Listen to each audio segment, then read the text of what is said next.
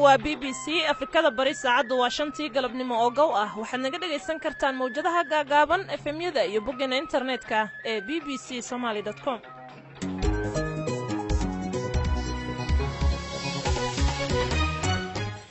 kulanti wacan oo wanaagsan dhageystayaal waa galabnimo axad ah bisha Juulaay waa 2 sanadka 2020 barnaamijkuna waa barnaamijkii dunida iyo maanta galabtuna anigoo ah Kawthar Maxamed Cabdullaahi ayaa idin la socodsiinaya qodobada aad ku maqli doontaan waxa kamid ah kooxda al-shabaab oo sheegatay dilka xildhibaan ka tirsanaa baarlamaanka Hirshabeelle haddaba sidoo u dhacay dilka xildhibaanka gudoomiyaha baarlamaanka Hirshabeelle ayaa inooga waramay runtii xildhibaanka wuxuu ka soo baxay Jowhar saaki gaari oo khaas ayuu watay marka meel galolay leeyahay galgaarka muqamaraya si kaliya wadada waxa uu galay kooxdeen jadiidka ahay halkaas ay gaariiska afduubeen ilaa haddana meedkiisa taa ma hayno saas ay wax u dhaceen maxay noqonaysaa dib u dhaca ku yimid shir ay maanta Muqdisho ku yeelan lahaayeen madaxda dawladda federaalka iyo maamul goboleedyada waxay noqonaysaa in qorshayaashii lagu diyaar garoobayay doorashooyinka qaranka inay dib u dhacaan dhinac wuxuu keeni karaa in la sii kala shakiyo dhinacna wuxuu keeni karaa in qolo walba ay dib ugu noqoto inay la tashi dheeraad ah samayso dhinac wax loo soo turxaan bixiyo la soo wada hadlo la isku soo noqdo Donald Trump oo amray in la sameeyo beerta halyeeyada qaranka iyo wariya Faisal ka laga quraacay 10 subaxnimo wadana isuniga soo socda ma degdeg baadna lagu itixaamay degdeg ba maanta ay ku jireen xabiibi fasaxan taga geerida bismillaahir rahmaanir rahiim waa barnaamijkii mowjadaha baraaruga oo maanta oo kale aad dhageysataan qodobadaas oo faahfaahsan ciyaarihiin ay ku jiraan ayaad ku dhageysan doontaan barnaamijkan ay wada jir u soo saareen Ciise Xaaji Cabdulle iyo Cabdirasaaq Xaaji Catoosh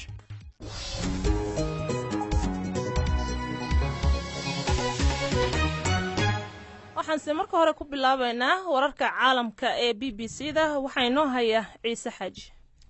mahadsanid Kawthar dadka reer Britain ayaa maanta xusaya sanad guuradii 72 ee ka soo wareegatay aas-aaska waaxda caafimaadka dalka ee loo soo gaabiyo NHS waaxdan ayaa wajahaysa caqabadii ugu xumeed ee taariikhda dalka cudurka safmarka ah ee coronavirus awgeed wasiirka caafimaadka dalka Britain ee Matt Hancock ayaa ballan qaaday in dawladda ay il gaar ah ku eegi doonto waaxdan We protected the NHS during the peak of this crisis and we will protect the NHS in the future. Si fiican ayaan u ilaalinay hay'adda caafimaadka ee Britain markii dhibaatada ugu daran ay jirtay waanan ilaalin doonaa oo waan sii dhowri doonaa hay'addan iyada ah mustaqbalka isbuucii ugu dambeeyay oo keliya waxaan siinay 1.5 bilyan oo giniga Ingiriiska ah oo u dhiganta 1.9 bilyan oo dollar waan sii xaqiijin doonaa in hay'adda caafimaadka ee Britain NHS ay hesho waxa ay u baahan tahay cadadka lacagta wasaaradda maaliyadda ee hay'addan siisayna bilihii la soo dhaafay waxay ahaayeen kuwa aan la saadaalin karin waana taasi sababta ay noogu suurta gashay in hay'addan la ilaaliyo oo ay sii jirto have been unprecedented and that's one of the reasons we've been able to protect it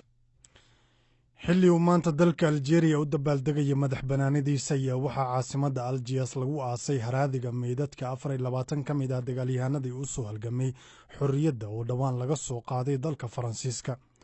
qolfofta dagaalyahanadaasi oo Faransiiska laayay xilligii uu qabsanayay Algeria muddo 150 sano ah hadda laga joogo ayaa lagu xabaalay qabuuraha Al-Aliya sabtidii shalay ahaydna shacabka dalkaasi ayaa safaf dhaadheer u galay qasriga dhaqanka halkaasi oo lagu soo bandhigay qolfofta haraadiga meydadka oo mar ay saraakiisha gumaysiga ee Faransiiska u arki jireen bilad dagaal ayaa waxaa sanadahaasi oo dhan lagu hayay madxaf ku yaala Baariiq ciidamada nabadgelyada Austria ayaa baaritaan ku haya dilka muwaadin Ruush oo sabtida lagu toogtay xaafad ku taala magaalada Vienna warbaahinta maxalliga ayaa sheegay in ninka la dilay yahay oo magangeliyo doon ahaa oo reer Chechnya ah oo la yiraahdo Mamilkan Umarov oo aad u dhaliili jiray hogaamiyaha Chechnya Ramazan Kadyrov saacado uun kadib markii ninka la toogtay ayaa boolisku gacanta ku dhigay nin Ruush oo lagu tuunsanayay inuu dilay oo lagu qabtay isagoo baabuur ku maraya xaafadda Linz ee galbeedka Vienna dhowr qof oo Kadyrov aad u dhaliila ayaa sanadihii u dambeeyay lagu qaarijiyay dalka dibaddiisa saraakiisha gobolka Gauteng ee dalka Koonfur Afrika ayaa soo jeedinayeen dib loo soo celiyo xayiraadihii adkaa ee fayraska corona tani oo ay sabab u tahay kororka degdega ee kiisaska fayraska iyadoo halkaasina ay ka jiraan in ka badan 50,000 oo kiis sarkaalka caafimaadka ugu sarreeya gobolkaasi Bandile Musuku ayaa soo jeediyey in ku dhowaad 2 isbuuc xayiraad lagu soo rogo gobolkaasi si looga hortago ama loo joojiyo faafitaanka cudurka. talooyinkan la soo jeediyey waxaa ansixin kara oo keliya golaha wasiirada dalkaasi Koonfur Afrika. Jimcihii madaxweyne Cyril Ramaphosa ayaa sheegay inaysan jirin qorshe la doonaya in dib loogu soo celiyo shuruudii adkeyd ee bandowga. ugu dambeyntiina taaladii sahmiyihii caanka ee Christopher Columbus ayaa la soo riday magaalada Baltimore ee dalka Mareykanka. taalada ayaa tii u dambeysay ee la rido waxaana ka horeeyay dhismooyin taariikhi ah oo lala xiriirinayay xilligii gumeystaha oo dad caraysan ay burburiyeen maalmahan. madaxweyne Donald Trump ayaa dadkan burburinaya dhismayaashan ku tilmaamay kuwo meesha ka saaray taariikhda dalka Mareykanka. warkii dunidana waa naga intaasaan dib idinkugu celiyay Kowthar Maxamed Cabdulaahi. aad baad u mahadsan tahay Ciise Xaaji Cabdulle. markana dhegeystayaal u diyaar garooba qaybaha kale ee idaacadeena. galab wanaagsan oo wacan mar kale aan ku bilaabnay ee kooxda Al-Shabaab ayaa sheegatay inay dileen xildhibaan ka tirsanaa baarlamaanka Hirshabelle oo la yiraahdo Maxamed Maxamuud Xurshe. xildhibaanka ayaa saarnaa gaari ka soo baxay magaalada Jowhar kuna socday magaalada Muqdisho ka hor inta aanan lagala degin meel aan sida uga fogeyn degmada Balcad. haddaba si aan u helno wararka la xiriira dilka xildhibaanka waxaan la hadalnay gudoomiyaha baarlamaanka Hirshabelle Sheekh Cismaan Bare wuxuuna u waramay wariyaha BBC-da ee Muqdisho Ibrahim Maxamed Aadan. marka hore waxaan leeyahay inna lillahi wa inna ilayhi raaji'uun kullu nafsin dhaa'iqatul mawt nafkas way geeriyoonaysaa. waxaan rabaa halkaan inaan ugu diro tacsiyo tiiraanya leh dhammaan ummadda Soomaaliyeed iyo reer Hirshabelle iyo gaar ahaan ehladii iyo qaraabadii uu ka geeriyooday marxuum ex xildhibaan Maxamed Siyaad Xurshow oo saakii ku geeriyooday inta u dhaxaysa magaalada Balcad iyo caasimadda dowlad goboleedka Hirshabelle Jowhar sidoo safar soo ay wadada u galeen kooxihii nabadiidka ahay. runtii halkaas ayaa waqtigiisa ku dhamaaday. waxaan leeyahay ummadda Soomaaliyeed iyo dhammaan intii taqeeni iyo intii ehlo ahayd samar iyo iimaan ilaahay ha ka siiyo ayaan leeyahay. haddaad xog ka hayso qaabkee u dhintay xildhibaanku? runtii xildhibaanka wuxuu kasoo baxay Jowhar saaki gaari oo khaas ayuu watay. marka meel galoley liiraan galagaarkeeda mugumaraya si kadiisa wadada waxaa u galay kooxihii nabadiidka ahay. halkaas ay gaarigiiska afduubeen meel duleedka ka jirta galoley oo ka fog oo layidhahda ayagu ay ku laba meelahaas yimaado ay joogaan oo layidhaha yaaq layidhaha meeshay ku dileen sidana warka ku helayo ilaa haddana meydkiisa hataa ma hayno. marka waxaan leeyahay saas ayay wax u dhaceen. allah u naxariista walaalkeen waa geeri runtii aad u naxdin doon murugo leh. ogaanta raggii kale ee la socday ma la sii daayey mise xagee ku dambeeyeen? runta hadda kuwaas geeridooda liima sheegin. waxaan isleeyahay maadaama asaga hadda un bartilmaameedka u ahay isaga ayaa nala soo xaqiijiyay geeridiisa. raggii la socdeen hadda anu ma xaqiijin kara inay nool yihiin inay degteen laakiin waxaan isleeyahay wixii dhintay waa insha allahu gadaal aan ka ogaan doonaa. sida aad ka warhayso wadada u dhaxaysa Balcad iyo Jowhar khatarteedu aad bay u sarreysaa marka laga hadlayo saraakiisha dowladda u shaqeeya ama maamulka Hirshabelle oo waad ogtaa ciidankood hub culus wata ayaa lagu weeraraa. marka sidee xildhibaanku keligii isugu aaminay inuu wadada maro? runtii horta xildhibaanka si kadiisa uu kasoo baxay. xildhibaanada markay safar aadayaan doonka ay ogeysiiyaan si ammaankooda loo sugo si muxuu ahay loo warhaayo xaaladooda. laakiin xildhibaankan runtii si kadiisa uu kasoo baxay gaari khaas uu soo qaatay. waxaanu ka war helnay geeridiisa. wadadaasna waa la isticmaalaa oo waa la maraa. laakiin waxaad ogtahay kooxaha nabadiidka dalkan iyo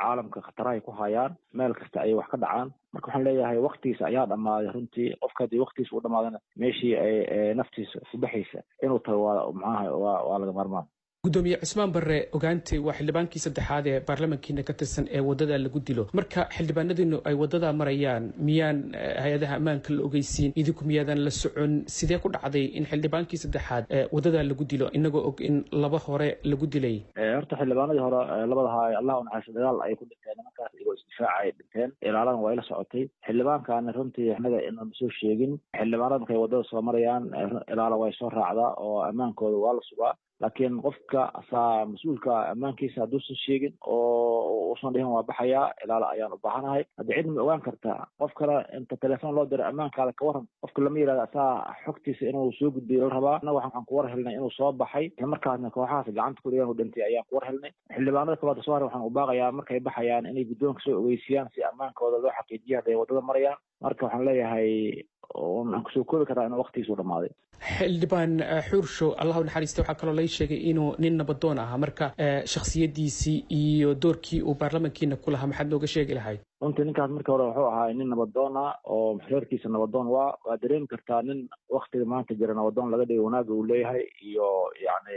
qadarintiisa markuu kusoo biiray xildhibaanada dowlad goboleedka hirshabelle oo hadda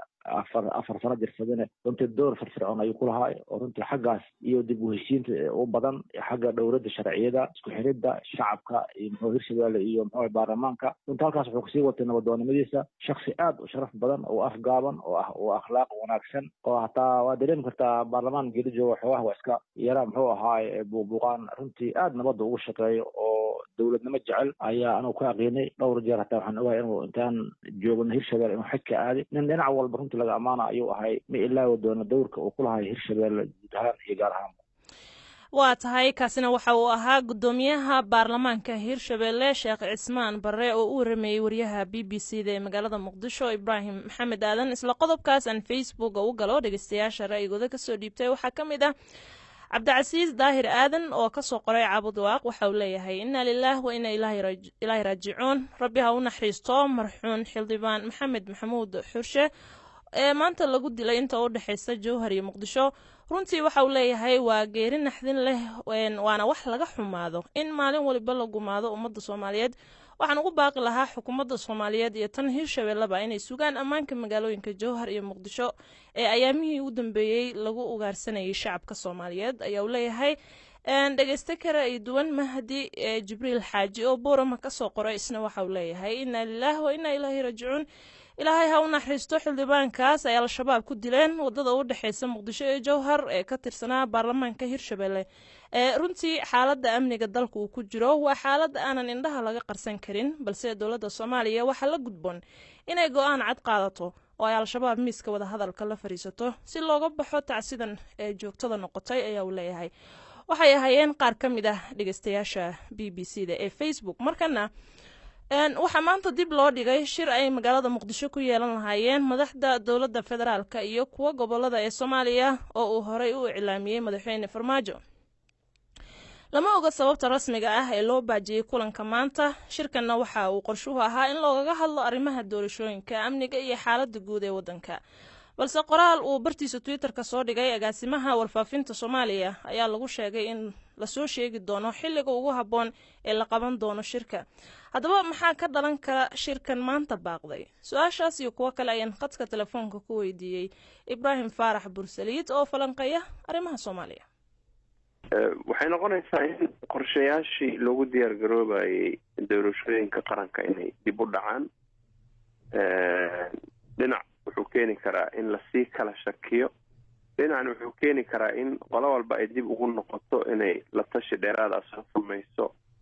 dibna wax loo soo turxaan bixiyo lasoo wada hadlo la isku soo noqdo marka culayskiisana waa leeyahay faa'iidadiisana waa leeyahay sidaan ognahay shirka dib u dhaca ku yimid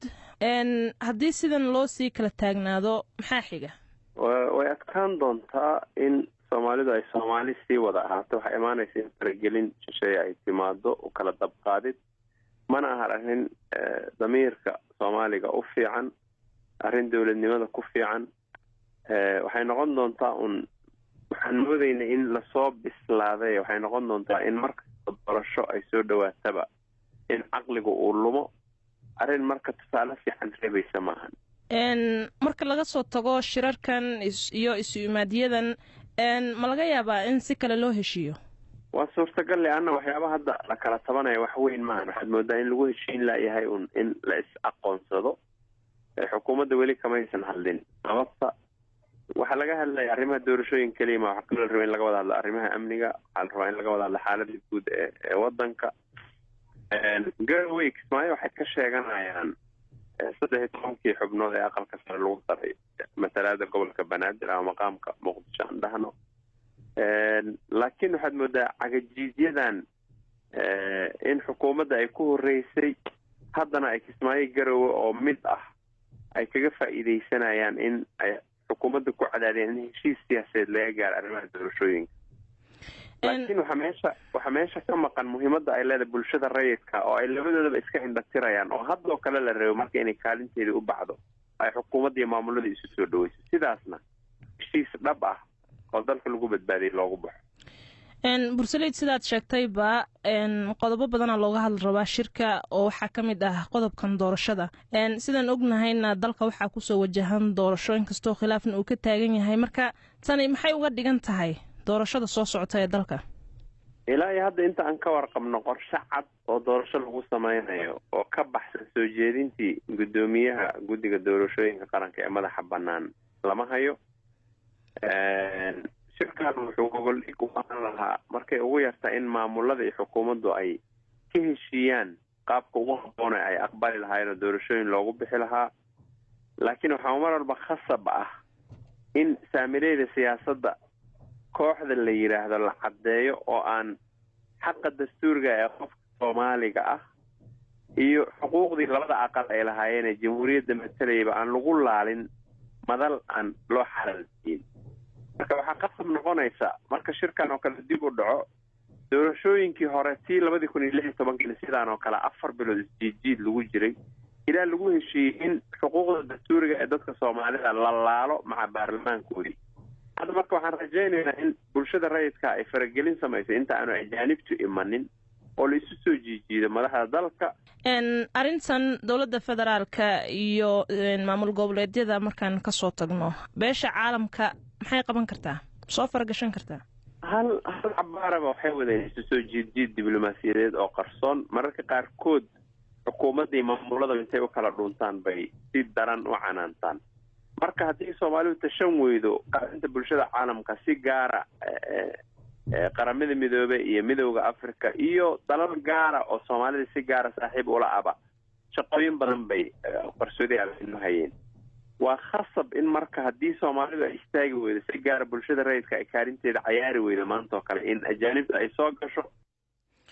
waa tahay kaasina waxa uu ahaa Ibrahim Faarax Bursaliid oo falanqeeya siyaasadda geeska Afrika oo ii waramayay Afrikada bari saacadu waxay tilmaamaysaa 5 galabnimo iyo qadar 16 daqiiqo halkani waa BBC waxaad ka heli kartaa wararkii ugu dambeeyay ee Soomaaliya iyo caalamka oo dhan maalin walba ciyaarihii ayaa inoo soo socda balse markan madaxweynaha Mareykanka Donald Trump ayaa waxa uu amray in la sameeyo beer qaran oo lagu magacaabo halyeeyada Mareykanka si looga difaaco waxa uu ugu yeeray taariikhdeena qaran ee weyn oo ka dhanna dadka burburinaya taalooyinka amarka madaxweynaha ayaa waxa uu dhigayaa in muddo 60 cisho ah lagu keeno qorshe dhameystiran oo uu ku jiro deegaanka beerta laga sameynayo wuxuuna ku adkaystay in taalooyinka cusub ay noqdaan kuwo dabiici ah faahfaahinta warkaasi waxay noo soo koobaya Ciise Xaaji Cabdulle tan iyo markii boolisku bishii May dileen George Floyd oo ahaa nin madow ah oo aan hubaysnayn ayaa waxaa dhulka la dhigay tiro taalooyin oo ku yaala dalka Mareykanka taalooyinka la xiriiriyay dadkii adoonta lahaan jiray waqtigii dagaalka sokeeye Mareykanka ayaa si gaar ah dalka oo dhan loogu bartilmaameedsaday kadib dibadbaxyadii ka dhashay dilkii George Floyd loogu geystay magaalada Minneapolis ee gobolka Minnesota kadib markii askari boolis oo cadaan ah uu qoorta kaga taagnaa ku dhawaad 9 daqiiqo madaxweyne Trump waxa uu difaacay astaamihii Mareykanka ee qaybta ka ah dhaxalka dalkaasi khudbadu maalintii xorriyadda ka jeediyay Mount Rushmore waxa uu ku dhaleeceeyay dibadbaxyada looga soo horjeedo cunsuriyadda ee lagu burburinayo taalooyinka waxa uu sheegay in dhaxalka qaranka Mareykanka uu halis ku jiro isagoo si xasaasi ah u diray baaq wadaniyadeed angry mobs are trying to tear down statues of our founders dadkan caraysan ee doonayay inay dhulka dhigaan oo ay burburiyaan astaamihii ay nooga tageen aabbayaasheenii dalkan helay kuwaasoo qarribay taalooyin xusuus ahaa isla markaasna abuuray rabshado dembiye leh waana taasi sababta aan ciidanka federaalka u isticmaalay si loo ilaaliyo astaamahaasi iyo taalooyinkaasi loona xiro kuwa rabshadaha samaynaya cadaaladana loo hor keeno kuwa dembiyada galay anigoo ah madaxweynihiinna waxaan caddaynayaa dalkan iyo adduunkaba aan u sheegayaa in taalooyinkaasi taariikhiga ah aanan dhulka la dhigi doonin isla markaasna geesiyadeennii aanan la burburin doonin and before the world this monument will never be desecrated these heroes will never be defaced Mr. Trump ayaa dibadbaxayaasha waxa uu ku eedeeyay olole arxaan darro ah oo lagu burburinayo taariikhda sidoo kalena waxa uu sheegay in lagu aflagaadeynayo halyeeyada iyo qiyaamka dalkaasi uu leeyahay madaxweynaha oo si xoogan loogu dhaleeceeyey sida uu la tacaalay cudurka safmarka ee fayraska korona ayaa si kooban u soo hadal qaaday cudurka galaaftay nolosha 130,000 oo qof oo Amerikaan ah Mareykanka ayaa jimcihii waxa uu diiwaangeliyey sare u kaca tirada ugu badneyd ee maalin qura ee xaaladaha fayraska korona taasoo tirada guud ka dhigtay 2.5 milyan tiradaasi oo tan ugu badan markii hal dal la fiiriyo mahadsanid ciise markana ku soo dhawaada wararkii ugu dambeeyay ee cayaaraha iyo Mawlid Xaaji Cabdi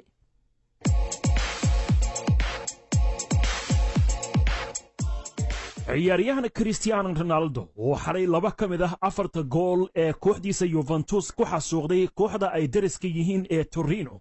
ayaa taariikh cusub ka dhigay kubadda cagta kadib markii uu noqday ciyaaryahanka kaliya ee 20 gool ka badan ka dhaliya saddexda horyaal ee Ingiriiska, Spain iyo Talyaaniga oo saddexdaba uu ka soo ciyaaray.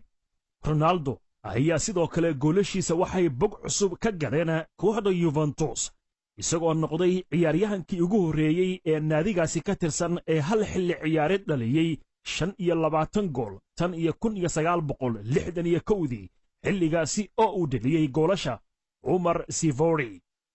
kulankii xalay oo ahaa ood wadaag ayaa waxaa sidoo kale isaguna taariikh ka dhigay golhayaha Juventus Buffon oo jebiyey rikoorka safashada kulamada horyaalka Serie A oo uu ciyaaray 648 kulan. Paulo Dybala ayaa goolka koowaad u dhaliyay Juve iyadoo kan labaadna Ronaldo uu u dhigay Joan Quadro ka hor intii Andrea Pilotti aanu gool u keenin Torino. waxaase goolasha Juventus 3 ka dhigay Ronaldo oo shabaqa suray laad xor ahaa kaasi oo ahaa kiisii ugu horeeyay ee uu u dhaliyo naadiga reer Talyaani isagoo ay ku qaadatay 43 kulan in uu dhaliyo laad xor ah. goolka kale ee Juve ku badisay ayaa ahaa gool uu iska dhaliyay ciyaaryahan Djidji. horyaalka Ingiriiskana Chelsea ayaa dib ugu soo laabatay kaalinta afaraad ee horyaalka kadib guul caaqiba leh oo 3 gool ah iyo waxba ay ku suul daartay kooxda Watford oo daala dhacaysa oo shalay si xun loogu cadaabay garoonka Stamford Bridge ee galbeedka London. Chelsea ayaa goolka koowaad oo ahaa isku dhiidhiib waxa uu dhaliyay Oliver Giroud daqiiqadii 28aad iyadoo Willian uu 2 daqiiqo ka hor waqtiga nasiinada qaybta hore ee ciyaarta uu dhaliyay gool kulaad halka goolka saddexaadna uu Ross Barkley shabaqa suray daqiiqadihii ciyaarta lagu daray. kulamada kale ee horyaalka Ingiriiska shalay la ciyaaray waxa laga xusi karaa Man United ayaa ku sii socota wacdaraha ay dhigayso iyadoo shalayna beerka ka tuntay kooxda Bournemouth oo iminka guuldarro iyo rajaxumu ay iskugu darsameen. United oo ku badisay 5 gool iyo 2 ayaa 2 ka mid ah waxa u dhaliyay inanka da'da yar Greenwood halka min hal goolna ay dhaliyeen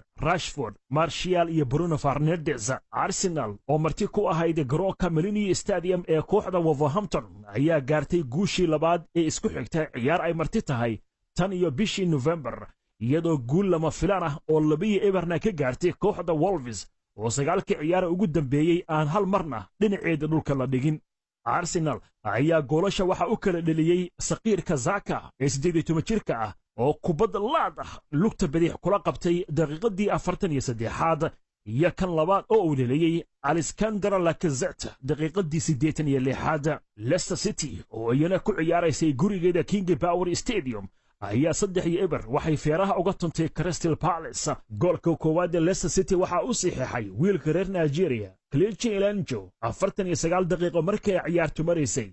labada gool ee kalena waxa uu dhaliyay Jamie Vardy oo goolashaasi ay uga dhigan tahay in 21 gool uu ku hogaaminayo gool dhalinta Premier League. maanta ilaa iyo caawa ciyaaro adag ayaa jira 6:00 maqribnimo saacadda Afrikada Bari. Liverpool waxay garoonkeeda Anfield Stadium ku qaabilaysaa kooxda Aston Villa. Man City-na waxay ku booqan doontaa Southampton hoygeeda St Mary's Stadium. waxaase soo dhamaatay goor dhaweyto ciyaar ay wada lahaayeen Sheffield United iyo Burnley iyadoo Newcastle iyo West Hamna ay imika socoto. natiijadana waxa inoo haysa Kawsar.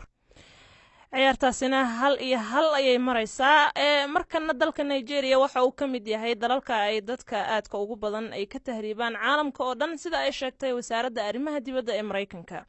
Oluwati Milehin iyo Gloria oo labadaba Nigeria u dhashay ayaa sheegay in markii hore ay rumaysanaayeen in shaqo wanaagsan ay ka heli doonaan dalka Lubnaan balse ay ku dambeeyeen booyaasanimo. Wariyaha BBC-da Azizat Ola ayaa ka waramaysa. Waa kan Cabdiqaadir Yuusuf Cali oo soo jeedinaya.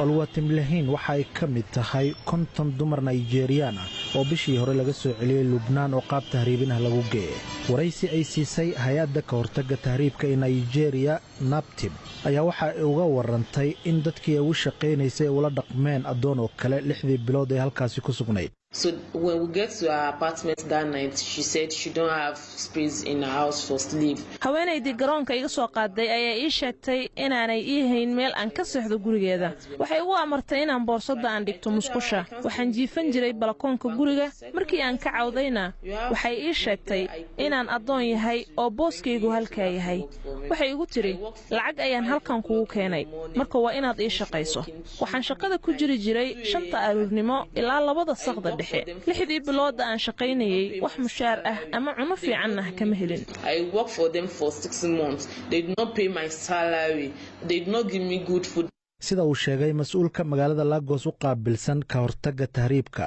Lubnaan ayaa ah dalka inta badan la geeyo dumarka laga tahriibayo Nigeria. Waxa uu tilmaamay in kooxo magafayaal ah ay ka faa'iideystaan dumarka ay shaqalaan ku hayso dalkooda una baahan in ay ka baxaan saboolnimada. Shaqalaanta baahsan ee ka jirta Nigeria ayaa ka dhigtay fursadaha helitaanka shaqooyinka dibadda kuwa aad loogu tartamo. taasi ayaana dhalisay in qaar badan oo ka mid ah dumarka shaqadoonka ah laga faa'iideysto sida ku dhacdayba Gloria Bright oo ka mid ah 50 dumar ee Lubnaan ka soo laabatay.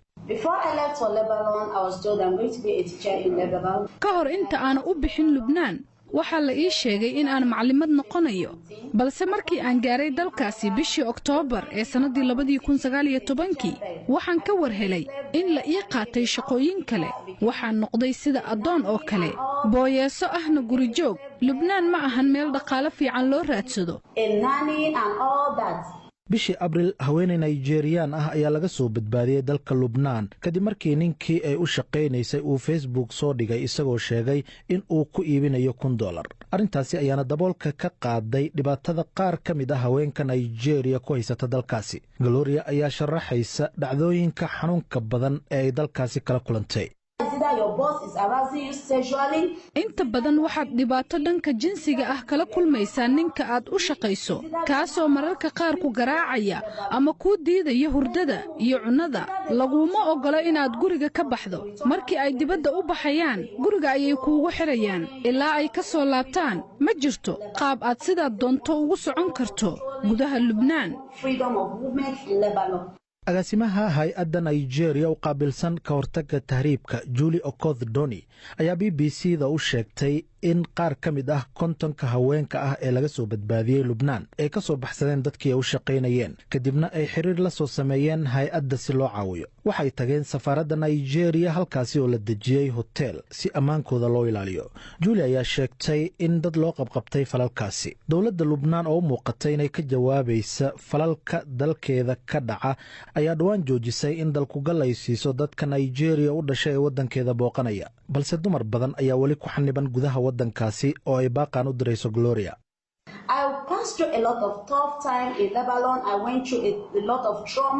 dhibaato badan ayaan la kulmay intii aan joogay Lubnaan oo xitaa waxa igu dhacay dhaawac maskaxda ah. Lubnaan ma ahan meel nasasho loo aado. waxaan ka codsanayaa dhammaan shacabka Lubnaan, wasiirada, madaxweynaha dalkaas, fadlan ogolaada gabdhaheena inay dalkooda u laabtaan.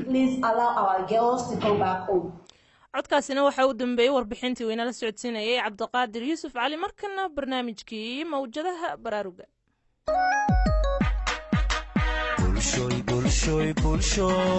bulshooy ganacsiga xortii ragoo qura uma xidhne haweenkana waa u xaaraan. kulanti wanaagsan dhegaystayaal ku soo dhawaada barnaamijka mawjadaha baraaruga iyo toddobaadkan qodobadaan ku soo qaadi doono waxaa ka mid ah waxa weeyaan in qofkaasi sida sharciga islaamka uu qabo loo mayro ama waa loo qubaynayaa iyada oo la raacayo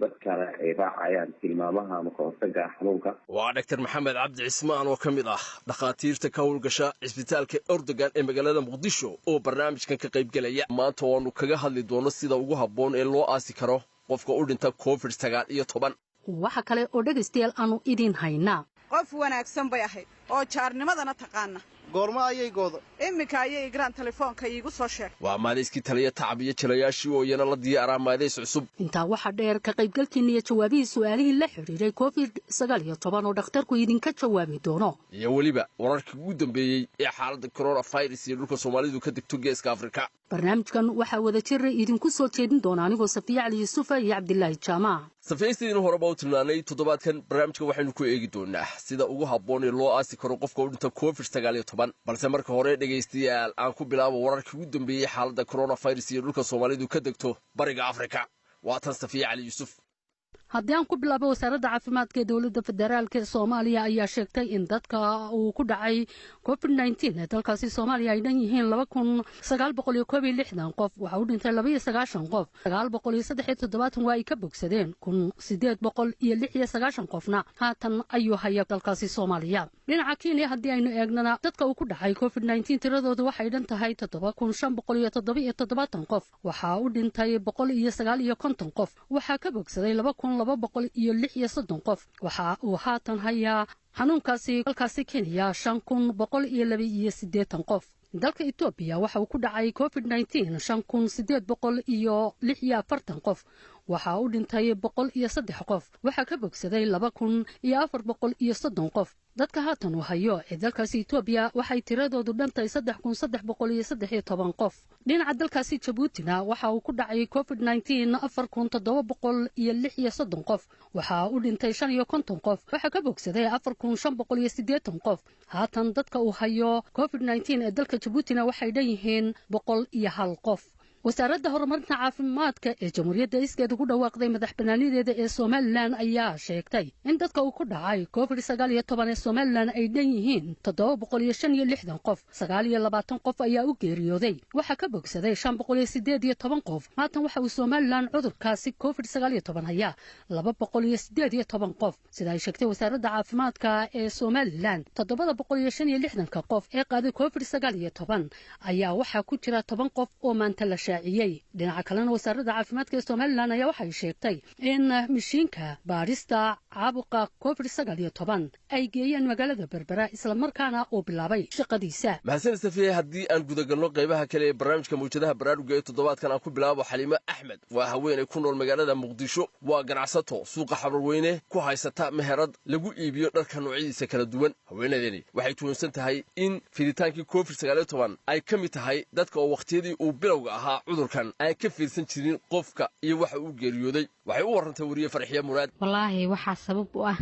dadkii oo markay dhintaan oo kale dadkii aan soo duugayeen iyo dadkii tagayeen tacsida oo kale dadkaas yaani imaysan marka hore ogeyn inuu corona qofkan u dhintay marka saas ayaa badisay in dadkii kale ay ku qaadaan qofkii kale sugoon ogeyn buu qaadayaa in hadda laakiin waa la ogaaday wuxuu ku yaraanayaa corona in dadkii ay ogaadeen inuu corona uu qofkan u dhimanayo corona uu ku jiro wadanka. wacyigelintii la sameeyay ma aaminsan tahay in ay coronaha faafitaankiisa wax badan ay ka tartay? wallaahi farqi weyn ayaa u dhaxeeyo oo waqtigaas hore lama hubin jirin qofku wuxuu dhintay. Cabdullaahi Xaliime Axmed waa ay mahadsan tahay qaar ka mid ah haweenka magaalada Hargeysa ee ganacsiga ku jira ayaa ka hadlay dareenkooda sida ay la tahay in loo aasi karo qofka u geeriyooday COVID-19 gaar ahaan haweenka waxa iyaga oo jooga suuq ganacsi oo Hargeysa ku yaala mikrofoonka la dhex martay wariye Hiba Aadan. waxaan joognaa suuqa Maaweel ee magaalada Hargeysa waxaan goobteeda ganacsi kula kulanay Saare Xasan Ciyo waxa weeyaan haddii aad weydiiso su'aal hooyo kulay waa la dhimanayaa oo qof kastaaba uu dhimanayaa islaamihi iyo qof kastaaba uu dhimanayaa wadkooda loo taagan yahay laakiin xanuunka coronavirus qofku ku dhaco kulay day laga qaadana waa suuragal ilaahay ku badbaadiyana waa suuragal qofku hadduu muslimna la maydho unba wanaagsan oo wanaagsan iskaga xigsiiyo adigu saar ahaan sideebad u meedhi lahayd hadduu qof u geeriyoodo xanuunka coronavirus waxaan u maydhi lahaa kolley wax adag oo fiican baan iskaga xigsiin lahaa ilaahayna waan kala saaran lahaa saan dadka muslimka loo meydho badaan u maydhi lahaa ka cabsi qabtaa marka inaad xanuunkii ka qaado qofka aad meedhis oo ilaahay haddaan isku xiro ilaahay aamino waxba ka qaadi maayo tala ilaahay saar ilaahay kala saar anigu waxaan ahay Canab Cabdullaahi Liibaan oo shari baan haystaa kadib qudaartaan iibiyo nooc walba dad islaama maadaama aynu nahay sideeni waajibka ayaan loo maydhaya oo ma ka baqanaysaa ma isleedahay xanuunka waad qaadi kartaa maba aaminsanay anigu xanuunkan anigu sideedii caadiga ahayd ee islaamnimada ayaan u maydhayaa una hagaajinayaa haweeney aad bay u mahadsan yihiin haweenkaasi kala duwan ee joogay magaalooyinka muqdisho iyo hargeysa haatan aan soo wada dhaweyna safiya dr maxamed cabdi cismaan oo bartay caafimaadka guud kana mid ah dhakhaatiirta ka howlgasha cisbitaalka Erdogan ee magaalada muqdisho haatanna diyaarinaya shahaadada master's degree-ga isagoo baranaya cudurrada faafa iyo kuwa ilmi aragtiga ah doctor haddii aad degeysatay sheekadii haweenkii kala duwanaa maxaa kaaga baxay marka laga hadlayo fahamkooga la xidhiidha sida loo aasi karo qofka u dhinta COVID-19 marka ugu horeysa qofka markii uu dhinto haddii weliba calaamadihii COVID-19 lagu yaqaanay ama naqaska ku dhaga uu dhinto waqtigan lagu jiro waxaa la rabaa in marka hore qiyaasta aad loogu maleeyo inuu qofka uu u dhintay xanuunkan la yidhahdo COVID-19 marka waxaa laga rabaa qodobada soo socda inaad samayso ugu yaraan 4 qodob ayaa aad iyo aad muhiim u ah kow waxa weeyaan taxadarkaas guud oo feejignaanta guud ah qofka reerka uu family ka dhintay iyo dadka markaas dumarka raba inay meydkaas dhaqaan oo qofkaas dumarka haweeneyda dhimatay meydkeeda in la dhaqo waa kow taxadar labo waxaa loo baahan yahay 4 qof oo arrintaas si gooniya loogu xisaaro oo qofkaas in ay maaragtay ay dhaqaan oo maaragtay tarfankii ku xiraan oo sidaas sameeyaan WHO waxay leedahay ama hay'adda caafimaadka waxay leedahay 4taas qof waa inay xirnaadaan qalabka dharka dhan oo guud jirka dhan daboolaya maaskiga xataa indhaha midka daboolaya gacmihii gloves inuu xiran yahay ookiyaalayaal baa jira ama muraayado oo la xirto oo indhaha laga xirto oo lacala haddii dhacaanka qofka kugu soo faniino indhaha inay kaa taabanin ama meel qofkii maaragtay biyihiisi aa ugu dhaqaysay fash kugu soo dhahaan oo kugu soo firdhoobaan markaas kadibna oo qof shanaadna uu la socdo oo haddii ay awoodaanna qofkaasna uu haysto wax la yidhaahdo waxaan jeermiska lagu buufiyo oo haan yaroo dhabarka la surto wax lagu buufiyo kuwa u eg sida kuwa duumada iyo kanaacada iyo xayawaanada insectiga lagula dagaalamo marka haddaadan haysanin taas dambe qoftaas dambe annaga si inta badan deegaanka soomaalida ama hargeysa ha jooga ama waxba ha jooge way adag tahay dad iska caadiya inay intaasoo dhan haystaan laakiin marka haddii uu dharka xataa qofka haysan waxaa laga rabaa gacmaha inay gloves kashtaan oo gacmaha ay ku xirtaan bacda gloveska loo yaqaano labo sanka waa inuu xiran yahay oo ugu xiran yahay maaskiga caadiga oo la yaqaano oo loo yaqaano surgical mask ama maaska qaliinka dhakhaatiirta qaliinka ay xirtaan oo sanka ku xiran ugu yaraan intaas markay ugu yar tahay 4 qof ayagoo diyaarsan oo qalabkaas xiran inay qofka kooda u tagaan marka qofka marka ku jirana haddii la ogaa waa halkeedii waa la ogaa marka baarisis ma jirto laakiin waa inaan kasoo qaadno halkaas waa inaan qofkii maaragtay u qiyaasno inuu u dhintay xanuunkan COVID-19 marka anagoo taas maskaxda ku hayna taxadarkii aan la imaanayno qalabkaasna xiranana ayaan qofkii la dhaqaaya qofkaasna markii ay meydkaas ay sidaa u dhaqeen oo ay karfanta ku duubaan na waxa weeyaan way iska bedelayaan gacmihii ay gashteen way bedelayaan sankii maaragtay xirkii waa la bedelayaa mid kalaa marka la gashanayo markaas sida la aadayana 4taas qof keligood ayaa meydka gaari guuriga la raaci kara marka dambe oo ay qofka godka geliyaan oo ay duugaan oo heesha dhameeyaanna in ay alaabtii dharkii gacmihii wixii ay xirnaayeen markay iska siibaanna ay haddana gacmihii ay iska dhaqaan oo maaragtay jeermis dile hadday haystaan saabuun ugu yar ciidda waa la isticmaali karaa dambaskaa la isticmaali karaa qofka wuxuu awoodo dadka isku tabar ma aha laakiin waa in markasta ay feejignaado markastana maskaxda lagu haayo inuu xanuunka uu kasoo faafi karo qofkii u dhintay xanuunka qof kastoo qofka u dhawaado taabtana waa inuu markasta usoo taxadarnaado aad ayuu u mahadsan yahay doctor maxamed cabdi cusmaan waanan ku laaban doonaaye maxamed cabdiraxmaan maxamed oo ka mid ah qaybta shaybaadhka coronavirus ee magaalada garowe waxa uu hooyadii iyo hablaha ay walaalaha yihiin kula taliyey in aanay ku degdegin geeriyaha wakhtiyadan dambe dhacaa inta la hubsanayo qofku waxa uu geeriyooday wariye xaawe axmed maxamed ayaa kula kulantay magaalada garowe horta cudurkan waa cudur adduunkoo dhan saameeyey ilaahay ha naga qabtay inkastoo annaga uu safmar nagu noqday laakiin khatartiisu leeyahay oo waxaan ku nidhi haddii qofka kan uu dhinto oo tii alle u timaado yuusan qabin xataa covid-19 yuusan qabin laakiin waa in dhakhtar u yimaadaa oo qofkii calaamadihiisii uu dhintay oo xaafadii la waraystaa inuu covid-19 u dhintay iyo inay sabab kale u dhintay hooyo kale walaaloo kale kulli waxaan dhahay iyaga gurigii ka warhaya inta badan waa ka maqnahay inay sameeyaan muxuu ahaa ay dhahaan qofku markuu dhinto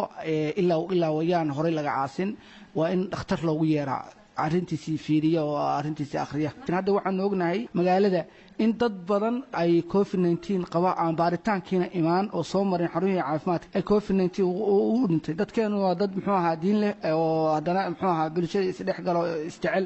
qofkii waa la qaadayaa diinideenna ay tahay qofkii in muxuu ahaa la mayro la aaso dadkii uu muxuu ahaa ajar halkaas ajar ay ku jiro haddana cudurkii haddii qofkii meydkii uu la qaado ubaydkii cudurkii waa ka qaadaya marka waxaan samaynaa muxuu ahaa kula talino aan dhahno muxuu ahaa ha ku degdeginina safiya aad buu mahadsan yahay maxamed cabdiraxmaan maxamed waxa uu joogay magaalada garowe bal haatan aan eegno diinta islaamka iyo waxay ka tidhi sida ugu habboon ee loo aasi karo qofka u dhinta xanuun fidaya sida covid-19 oo kale sheekha barnaamijka ee toddobaadkani waa sheekh cabdiraxmaan sheekh yaasiin imaamka masjid jaamaca weyn ee magaalada hargeysa waxa uu ka mid yahay culimmada la qadariyo ee somalilan waxa uu ku bilaabayaa sida ugu habboon ee qofka u dhinta xanuun fida loo aasi karo diinteena islaamku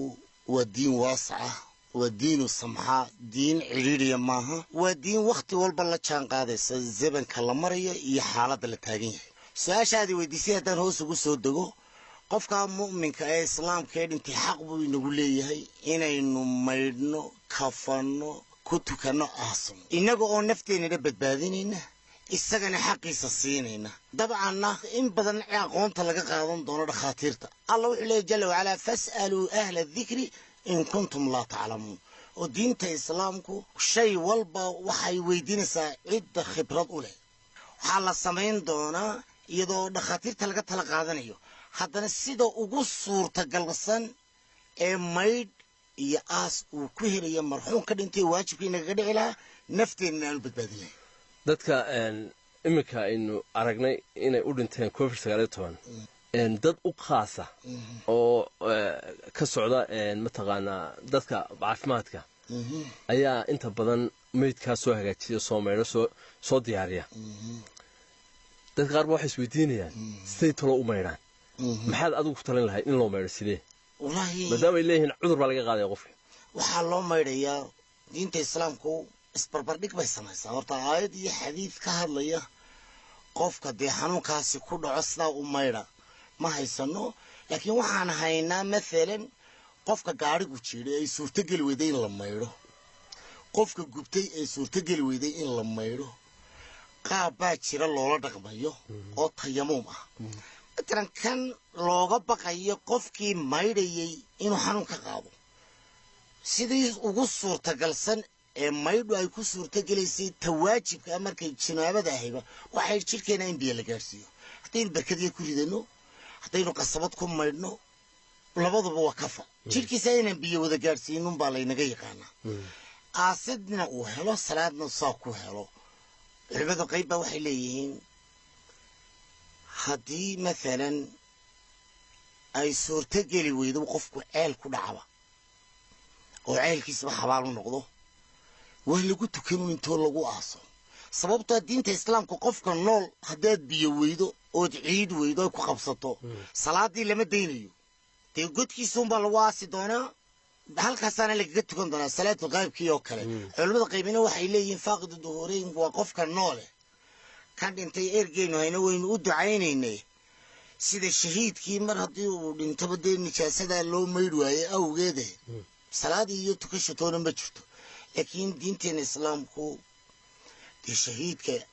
nebiga ayaa inoo caddeeyey inaan lala maydhaynin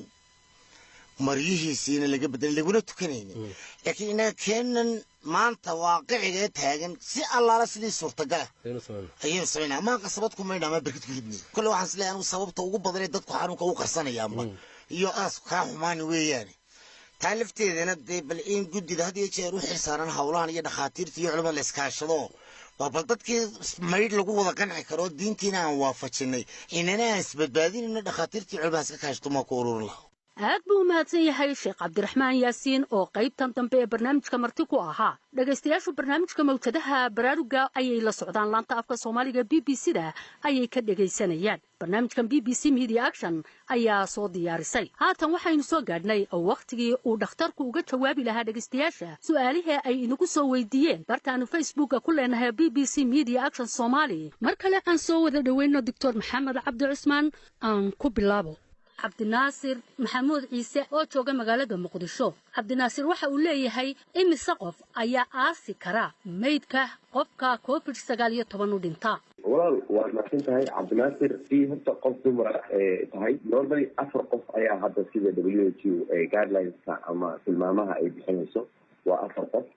4 qofna inay xirnaadaan qalabkii lagu talagalay ee ka hortagga xanuunka coronavirus ama covid-19 laakiin haddii qof dumara tahay oo laga yaabaa inay dadkaan dumarka ay ku adkaato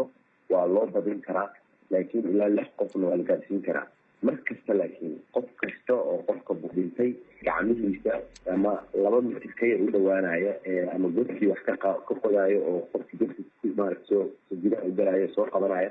ama gaariga ku qaadaya ama maaragtay qofkii sariirta saaraya waxaa qasaba inuu xirnaado qalabka ka hortagga ee qofka shakhsiga xiran karo oo sida gacmaha gloveska u xirto sankana uu ku mara sanka uu ku daboosho maaska xirashada su-aashan waxaana soo weydiiyey khadar cabdilaahi oo jooga hargeysa waxa uu yidhi dadka u dhinta covid-19 haddii aan hore loo aasin ma laga qaadi karaa xanuunka mar kasta xanuunka waxaa keena viruska loo yaqaano coronavirus wax uu ku dhex noolaan karaa qofka gudihiisa muddo ku dhex noolaan karaa ilaa 24 saac markasta waxaa fiican in hore loo aaso xanuunkana haddii u baahanahay in maaragtay si taxadara ila duruufta baahin karta si taxadara looga hortago oo qalabkii si aadiyaaya loo xirto laakiin ilaa 24 saac gudahood qofka dhintay xanuunka wuu faafin karaa wixii ka dambeeya qofkii ma noola marka waxaa laga yaabaa inuunan viruskiina isna sii noolaanin uunan sii tarmin su-aal kale waxaana soo weydiiyey khadar saleebaan siciid oo jooga baki oo ka tirsan gobolka awda khadar waxa uu leeyahay qofka u dhinta xanuunka covid-19 qaabkee loo maydhaya amaba loo dhaqaya mise lamaba maydho walaal waa mameerayaa waxaan nahay dad muslimiina qofkii dhinta waxaa maaragtay xaq xuquuqda ku leeyahay dadka nool waxa weeyaan in qofkaasi sida sharciga islaamka uu qabo loo maydho marka waa loo maydhayaa qofka ama waa loo qubaynayaa iyada oo la raacayo dadkana ay raacayaan tilmaamaha ama ka hortagga xanuunka marka waxaan rabaa qadar inaan isla qabadsiiyo in sidii islaamka ogolaa iyo sida caafimaadka ogol yahay inay hal tahay oo lisqabadsiin karo aad ba u mahadsantihiin safiyey adiga iyo dr maxamed cabdi cismaan iyo weliba dhegaystayaashii su-aalaha kala duwanna soo weydiiyey toddobaadka dambana dhegaystayaashu sidan oo kale ayay dhakhaatiirta su-aalo u weydiin doonaan haddii eebba idmo si ay u helaan jawaabta saxda ah ee cudurka covid-19 haatan waxaynu soo gaadhnay wakhtigii dhegaystayaashu inala dhegaysan lahaayeen maadayskii tale iyo tacab oo galabta qudhiisu ku saabsan ganacsiga haweenka iyo sida uula jaan qaadi karo xaaladaha cusub ee ka dhashay coronavirus geerideeda aad baan uga naxay mana tegi karayo maryanay waa ayo qofka dhintaad sheegaysaa ma karoonihii baa dilay haa haddaanu karoona dilin ugu yaraan sow meydkeeda kumaan soo qanceen innaa lillahi wa innaa ilayhi raajicuun qof wanaagsan bay ahayd oo jaarnimadana taqaana goorma ayay gooda iminka ayay igraan telefoonka iigu soo sheegtay cisbitaalka ay ku jirtay ma cid baa la joogtay ma cid baa la joogi karta karatiin bay ku jirtay subxaan allah maanta ka horba miyaan maqlay cid aan garanayo oo karoono u dhimatay iyo weliba sidaad ciyaarta ugu haysatay cabdiyow warmay alla waa la isku soo galay miskiinad yaroo dad jecel bay ahayd oo ciddii ay taqaanee xanuunsataba soo booqata maryanay horta maanta waxaa cibro qaadasho inoogu filan in aynu qofaynu aqoon u lahayn ilaahay covid-19 ku oofsaday waxaa kaaga sii daran sidaynaan jinaasadeedana uga qaybgeli karin iska dhaaf tacsiir waa runtaayo innaga taa ayay tahay inayn ku cimro qaadanno maanta laga bilaabo adigoo badqabkeenna ilaalinaya waa inaad joojisaa shaqada oo aynu gurigeenna ku ekaannaa waar ilaan shaqo joojin kari mayno gaajaa loo dhimanayaaye ilaahay naguma keenee xanuunkan taxadirkuun baynu badinaynaa haddaannu geeriyoonno waxaan ka baqayaa in cidna aaskayaga iman weydo ilaahow adiga waa xafidi karaya naxafi ilaahayow dhibka naga dulqaad aamiin yaa rabbi maryanay ducada sidaasu badi oo oohinta naga jooji weligay intaan noolaa geeriigaga naxdin badnayd maan arag qof waliba geeridu way sugaysaa waase la kala horreeya cabdiyo sidee loo aasayaa oo yaa aasaya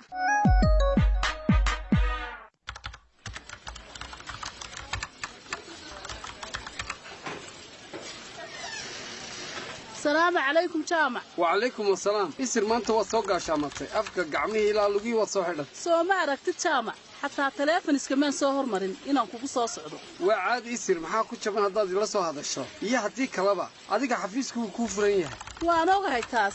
haddana waa inaan kuu sheego hadda shaqaan kaa soo dhex galay soo maaha dhib ma laha waraaqanaan iska laalaabaya soo fadhiisado horta sorojoogga laguma warramee jaamacow fadhiba inooma yaallo waxaa geeriyootay miskiintii ikraan dawaarka uga shaqaynaysay inaa lilaahi wa innaa ilayhi raajicuun isir masaf marka covid-19 u dhimatay haa intaanan xaafadda ka soo bixin bay qoladii cisbitaalku igu soo wargeliyeen inay geeriyootay ikraan baan ku idhi dadkii wada wargeli si fiican baad yeeshay hooyo dhowr carruuroo agoona haysata bay ahay salaamaad isrey baaqaagii baabay ku jirtay in la caawiyo dadka noocaase waa run iminkaba carruurta waxbaa la taray intii cisbitaalka taallay waa sax iminka meydkii cisbitaalku yaallaa soo maaha haa sidee baynu u aasnaa iyadoon la iskalifin bulshadana aynu ilaalinayno caafimaadkeeda jaamacow shaqaalo caafimaad oo u tababaran sida loo aaso maydka ayaa jooga cisbitaalka bes haddaa iska daa isiray warwarka kuwaasaa inaga furtay kalifaadiyo in aynu ilaalinno badqabka qoyska intiisa kale waa si wanaagsan jaamac haddaan la xidhiidhaya cisbitaalka halka ay wax marinayaan la xidhiidh oo weliba yay u oggolaan qoyska meydka si inta kale hadhay ay u badqabto cid kale oo u dhowaan karta ayaanba jirin maydka arrin aad u culus baa la soo gudboonaatay carruurtii yaryarayda ay ka tagtay ilaahay ayaa ka cawili laakiin karoonaha masiibo u soo hooya reerka lacag baan u qoyndoon doonnaa aan rugta ka bixinno si loogu kabo carruurtaa yarree agoontiiyo rajada ah isire ma cid baad taa su'aal ka weydiinaysaa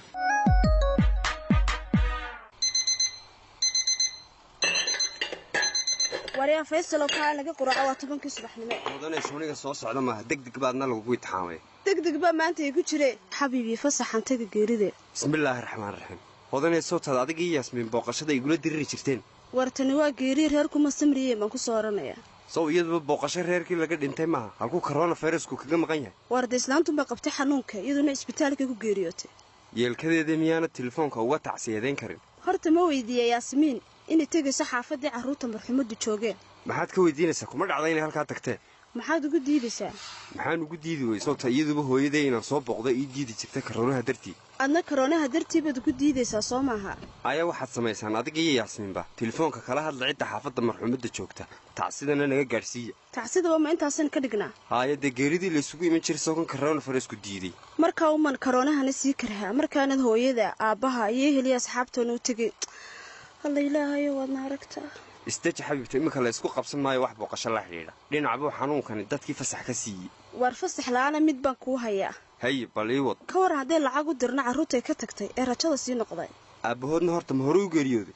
agooniya rajay noqdeen carruurtaas inaynu lacag u dirnaa waa wax wanaagsane intaynu heli karno unbaa telefoonka ugu tuuraysaa balkeen intaad hayso inagii yaasmiinuun isku wada dari doonaaye waa sida ugu wanaagsan baan ku idhi la degdega weliba markaan geerida maqlay mid baan isweydiiyey faysalo oo maxay ah sidee baa loo aasi doonaa cabsi bay haysee ma waxaad aaminsan tahay qofka covid-19ka cisbitaalka ugu dhinta meydkiisa lama maydho ee xabaasha unbaa lagu ridaa baraha bulshada sidaa lagu soo daadiyey warkaa kolley waxunbaa ka jira wacyi fiican baad lahaan jirtay maxaa ku beddelay hodanay waa runtaa laakiin aaskan bay shaki geliyey taa aaska unbaan anna runteeda ogahay haye bal ii sheeg qof bahda caafimaadka ka mid ah ayaa sida meydka xanuunkan u dhinta loo aaso idaacadda lagaga waraysanayay dabadeed muxuu sheegay waxa uu ka hadlayay in loo tababaray sida meydka xanuunkan u dhinta kafanta loo geliyo loogu tukado deetana loo aaso soo sida islaamku ogoliyuu maaha haa sow innagu islaan ma nihin shareecadaan inoo oggolaynba inaynu meydka ku xadgudubno qolada bahda caafimaadku markaa sidaan iyaguna cudurka u qaadin ayay meydka u asturaan soo maaha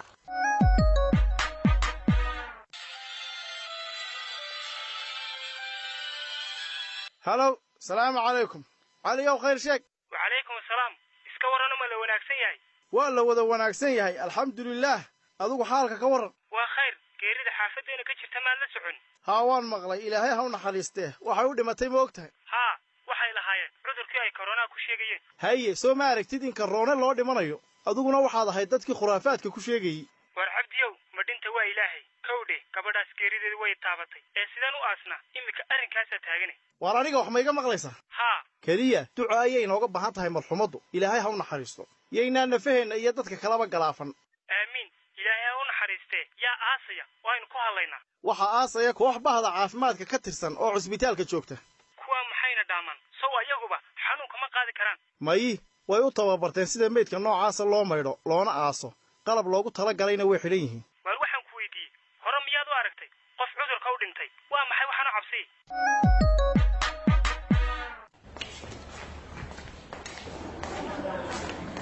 assalaamu calaykum maryam iyo ikraan halkaa iska soo hesheen waa 7 aroornime igraan baa saaka soo kalahdo xaafadda iga soo qaaday deedna adigana salaantii bay kula dhaafi weydee yaasmiinay maryan umaan soo sheegin ee ma ogtiin in nantii madiina ay wada taqaaniin haddeer xanuunsan tahay welibana isbitaalka la dhigay ma madiina isbitaal la dhigay bismillaahi raxmaani raxiim walaal ma xanuunkii koofir 19 baa helay dhowr maalmood ka hor baan ka fasaxay shaqadii dukaankayga ikraan bila oo ay ka shaqaynaysay hadha gurigaaga iska joog baan ku intaad ladnaanayso iminka xaalkeedu siduu yahay walaalay gabadha waa laga dayrinayaa haddeer karatiin bay ku jirtaa booqashana ma jirtee maxaa la yeeli baryaha qofkii karoonuhu ku dhaco dee waa loo duceeyaa waxaan idin weydiiyey siday madiina ku qaaday xanuunkan koofir 19 yaasmiinee dhaqankeenna wanaagsan ee soomaalida sawdiga garanaya dadkeennu miyay ka tegi karaan qofkii xanuunsanaya arkaanba waa kuwa ag fadhiistee walaalay kollayba qofka xanuunka ka kor qaadi maysidee haddeer waxaa wanaagsan inaan u ducayno soomaalidu waa inay gartaan halista cudurka koofir 19 inuu uga faa'iidaysanayo dhaqankooda wanaagsan yaasmiin iyo igraanee waxaba jira qof xanuunsanaya oo qol yar ku jira oo ay 10 qof hareeraha ka fadhiyaan oo qufaca iyo hindhisada halkaa la isku weydaarsanayo soo weliba qofka xanuunsanaya jidhkiisa ma taabanayaan iyagoon gacmihii iska maydhin bay haddana xaafadahoogii fayraskii karoonaha kula noqonaya dhaqan wanaag naga saari mayso in koofir 19 aan ka guulaysano sidaa darteed waa inaynu hakinnaa isbooqashada qoyska iyo ehelka iyo saaxiibadaba igraanay hadda maxaanu qaban karnaa madiino waa inaynu caawinaa dhaqaale yarina way haysa madiine lacag baynu isugu dari karnaa waa agaaga sidaynu ugu geynaa marba haddaan la booqan karin waa inaynu nanteeda telefoonkeeda ugu dirno walee maantay noogu darantahay haddiiba korona fayras dadkeennii uu ku dhacay aynaan booqan karayn halkii ugu dambaysay baynu maraynaa soo maahan ilaahay oo balaayada naga dulqaad baryada alla waa inaan badinnaa aamiin allow naga dulqaad xanuunka ikraaney afsaabkii laga xidhanayay faafidda cudurkan caawa fiidkan dukaanka u soo doonan doona insha allah kuwii hablaha dukaanku talayeen sow maaha dee anigana qaar ii soo qaad waayahaye mid dadkeenna ma u sheegnaa af xidhasho gacmo maydhis kala fogaansho iskarantiin soo maaha maryane inta lagu karo waynu u sheegaynaa ma lay maqlayaa dhammaan caawa halkan baan qoys ahaan idinku soo ururiyey haa hooyo si fiican waa idin arkaa oo idin maqlaa waaw aabba bay nagula jireen haa waa la dhan yahay ikraan iyo warsame ma nala joogtaan si fiican maasha allah dhammaantiin waan idin wada arkaa haa maamo waan idin wadan arkaa waana idin maqlayaa haye warka keena caawa habeenan ka farxad badanahay ma jidhee qoyskii oo dhan baa hal meel isugu yimid warku waa nabadqabe qof walooba iska warramoo maxaad haysaa inaynu isxaal waraysanno ayaan halkan isugu keennay haddaan anigu iska bilaabo albaabku aniga sidii igu xiran yahay mar adeegu iga go'o oo dukaanka ii dhowan ka soo qabsanahayo mooyaane bannaanka isma taago marka hore isir waan kaaga mahadnaqayaa inaad caawa halkan isugu keento kulligeen aabbasaafiyey waa nabad qaba anigu sidaan araggaaga ugu farxay caawa ma malaynaysid hooya aad baad u mahadsan tahay ikraan maxay la aamusan tahay ma aniga aamusayba hadha walaalay maxaan hadlaa waxaan islahaa miskiinta yar ee cidlada ku xidhan horta ha nafistee sug waa runta oo anigu cidlaan ku oodanahaye waase laga baxayaa ma is-ilaalisaa aabbe adigu aabbahaa si wanaagsan buu isu ilaaliyaa isagaana isku filan malayn maysid siduu aabba isu ilaaliyo aabba weli waa joobaneeto maasha allah aabba waan is dhowraa intii karaamkayga ah hooyadaa iyo walaasha ikraan si wanaagsan bay iiga warhayaan waa ku faraxsanahay sida qoyskeennu isugu duuban yahay xaaladan culus isku duubni uunbaa lagaga gudbayaa xilligan adag saafiyey hooyo waana waajibina saaran in xilli kastooo adagaan istaageerno oo layska warhayo waa arrin waa sida hooya sheegtay waa inaynu is-ilaashanno xilliyada adag haddii kale qofba cidladiisu ku dhiman alla ikraanee dhimashaha soo qaadinba annaga xaggayaga qoyskaaga ku aasan maayo koox caafimaad baa u tababaran halkanba marxuumadii shaqaalaha caafimaadka ee loo tababaray ayaa maydhay oo aastay aad baan uga naxay allah u naxariistee waa sida halkan uun hooyo allahayna ilaaliye waa inaan taxadirnaa allaha u naxariistee gabadhaa dhimatay waan u ducaynayaa innagana waan inoo ducaynayaa inuu alla inaga ilaaliyo fayraskan ibtilada noqday waa sidaa waa inaynu is ilaalino ilaahay baa wax ilaaliye waa xilli dambe aynu iska war hayno qof waliba ha isdhowro inta karaankiisa habeen wanaagsan wax kale inooma hadhin baan filaya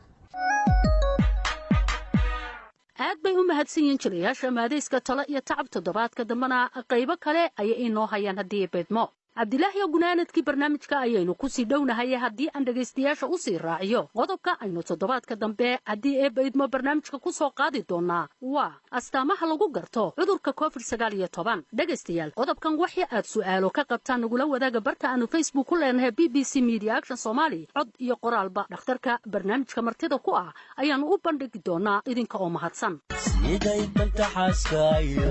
barnaamijka mawjadaha barnaamijka oo ay maalgeliso hay-adda iskaashiga caalamka ugu qaabilsan dowladda Norway ee marka magaceeda la soo gaabiyo loo yaqaan NORAD intaasi dhegaystayaal hay noo joogo toddobaadka dambe intaynu mar kale hawada iska maqli doonno waa Cabdilaahi Jaamaci Safiya Cali Yusuf oo idin leh sidaas iyo nabadgelyo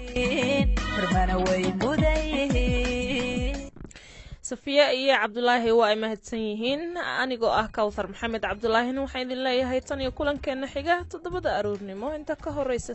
nabadgelyo